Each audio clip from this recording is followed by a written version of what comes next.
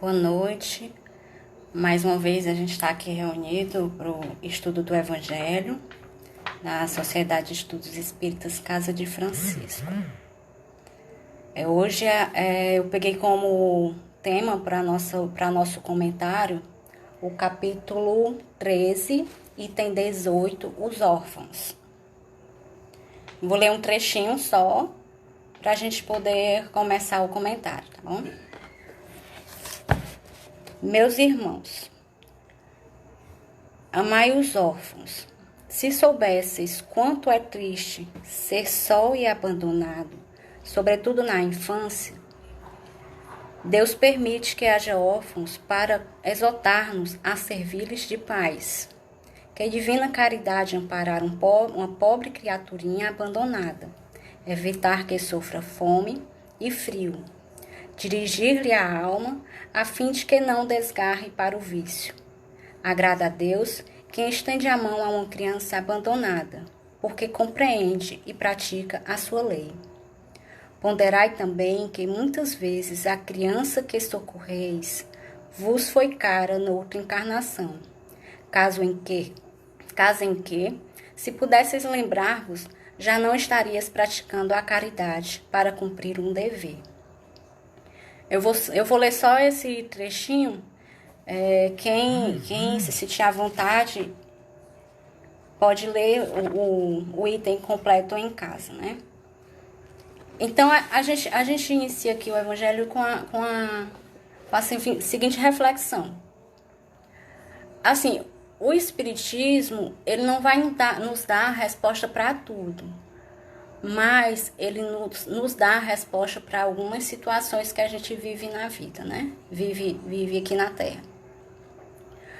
As relações que a gente tem espirituais, a gente não tem consciência. As expiações que a gente precisa passar, as provas, a gente não tem consciência, enquanto a gente está acordado em espírito, né? No entanto, nos desdobramentos, a gente tem um pouquinho do que da consciência espiritual. Mas aí eu venho trazer para vocês a lei da reencarnação, a justiça da reencarnação, né? Quando vem falar sobre os vínculos que a gente tem espirituais. E aí no Livro dos Espíritos eu tenho no capítulo da pluralidade das existências a justiça da reencarnação, os itens que falam da reencarnação e da justiça da reencarnação, que é a oportunidade que a gente tem de expiar algumas situações, né, e de poder progredir, que é os objetivos da nossa reencarnação, expiação e progresso da humanidade. Então, a gente vem compreender melhor, o Espiritismo ele vem compreender melhor, vem nos ensinar a compreender melhor as situações que a gente vivencia.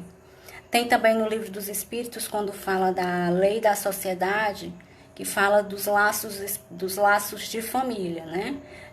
As obrigações que a gente tem, que é uma necessidade que a gente tem de progredir. Os vínculos espirituais vêm. Eu até anotei aqui, Deus quis que os homens aprendessem assim a amar-se como irmãos. Então as famílias elas se formam para que a gente possa compreender a lei do amor. E aí sucessivamente, encarnação em encarnação. O Evangelho mais na frente ele nos traz o item que fala sobre parentela espiritual, parentela corporal, a formação das famílias por simpatia. Fala também da ingratidão dos filhos, dos laços de família. E aí a gente vai compreendendo melhor as situações que a gente vivencia, que algumas famílias tendem a vivenciar, né? Se nós já vivenciamos, não sabemos. Se vamos vivenciar, também não sabemos. São as relações que a gente tem antes, durante e depois da nossa... enquanto seres encarnados, né? E aí a gente faz um estudo sobre... para vocês verem como a doutrina espírita ela esclarece a gente. Você tem um estudo sobre as obras fundamentais e você passa pelo Evangelho, passa pelo Livro dos Espíritos e chega também no livro O Céu e o Inferno, onde ele vem dar pra gente alguns exemplos de casos de espíritos que já passaram pela Terra, né? Então, eu trouxe aqui um exemplo do capítulo 8, Expiações Terrestres, Histórias de um Doméstico, no livro Céu e Inferno. Quando esse rapaz, ele na penúltima reencarnação dele, ele ficou órfão muito cedo e um amigo do pai dele veio e o adotou, né? O acolheu em família, deu estudo, deu tudo para ele. Então, o que acontece? Ele, na encarnação seguinte, ele reencarna na família desse rapaz, desse homem, e aí, aliás, ele reencarna não, ele é acolhido na família desse homem como um doméstico, ele vai trabalhar, ele vai servir a família desse rapaz, desse senhor. E aí, ele muito grato à família, sempre muito prestativo e tudo mais. E ele desencarna muito cedo. E não é vocação que Kardec faz, ele explica, né, que foi adotado por ele e ainda teve na oportunidade dessa presente encarnação que ele foi servo, que ele foi doméstico dessa família, de salvar esse rapaz de um acidente. Então, para a gente analisar que as situações da nossa vida não acontecem ao acaso.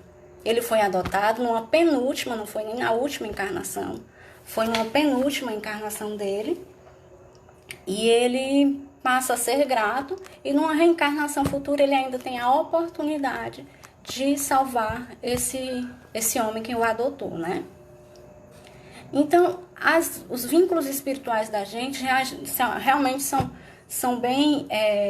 não são ao acaso, né? As famílias não se formam ao acaso. Eu trago também aqui para vocês, se alguém teve a oportunidade de assistir o filme do Divaldo Franco, quando chega no abrigo, né, que ele tem, na casa, um bebê é abandonado na porta da casa dele. E ele tem a oportunidade de acolher essa criança. E essa criança... ela foi mãe de um desafeto dele, de uma vida passada. Então, são os vínculos espirituais mesmo que nós temos na nossa vida. E aí eu pergunto, quantos de nós não conhecem, não tem família, ou não conhece alguém que tenha passado por essa oportunidade da adoção? E se a gente for analisar, essas situações, muitas vezes vêm quando a gente mais precisa realmente, né? Eu conheço o caso de uma pessoa que a mãe desencarnou, ela vai saber, se ela estiver assistindo, ela vai saber.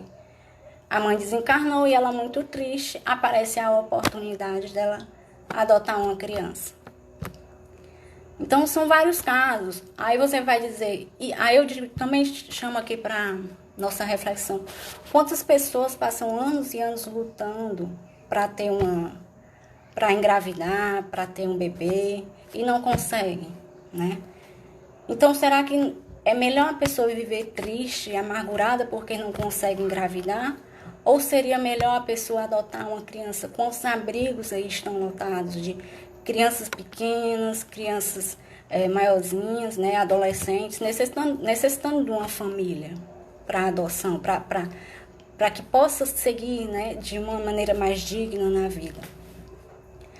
Aí você diz assim, mas ela não pôde ter o filho, né?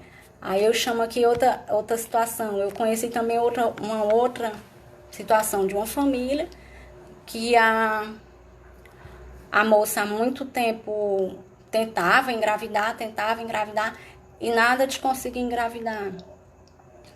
E ela fez a adoção. Com mais ou menos uns 6, e de um bebê, né? Ela conseguiu a adoção de uma criança pequena. E com mais ou menos 6 meses, 1 ano, ela conseguiu sair grávida. Então, depois de todas as expectativas, de todas as esperanças zero de gravidez, ela adotou. E depois de quase 1 ano, ela sai grávida sem explicação. Médicos não souberam explicar. Então, são as situações que a gente vivencia, são as oportunidades que Deus nos dá, para que a gente possa resgatar algumas situações de vidas passadas. Ou, quem sabe, proporcionar alguma situação de uma vida futura. A gente não pode dizer aqui que tudo é resgate, mas a gente tem que pensar nessa situação. E aí a gente lembra que tem a quantidade de abrigos e de crianças que tem. Aí você vai me dizer, mas eu não quero adotar, eu não tenho condições de adotar. Mas tem também os programas de apadrinhamentos. Tem os apadrinhamentos efetivos, tem os apadrinhamentos financeiros, que cada um dá aquilo que pode oferecer, né? Deus nos dá algo para que a gente possa realmente proporcionar alguém. Aliás, nós não somos detentores de nenhuma posse, tudo vem de Deus, né? Então, é a hora de analisar realmente o que nós podemos fazer pelo outro. Se é uma criança, a gente pode analisar também um serviço, um afeto, uma questão financeira que pesa, né? Então, é hora de analisar. E aí, esse evangelho, o finalzinho, eu vou pegar só o finalzinho aqui para a gente poder concluir. Ele finaliza dizendo com a seguinte frase: fazendo o bem, trabalhai por vós mesmos e pelos vossos. Ou seja, quando a gente pensa que vai fazer a caridade, quando a gente pensa que vai ajudar uma criança, na verdade, o primeiro a ser beneficiado somos nós mesmos. Porque primeiro a gente não conhece o que a gente passou nas vidas passadas, né? Os vínculos espirituais. E segundo, a felicidade que a gente vai ter com essa criança, o aprendizado que a gente vai ter. Né? Então, são situações que a gente vivencia e que cabe a nós pensarmos, cada um interagir, refletir, né? Eu não estou dizendo que vá adotar, mas é uma reflexão que a gente leva a quem está em casa, né? A quem está, de uma certa forma, repensando num tema desse, como os órfãos que o Evangelho nos traz. E assim eu finalizo e agradeço mais uma vez a oportunidade de estar aqui com vocês. Boa noite.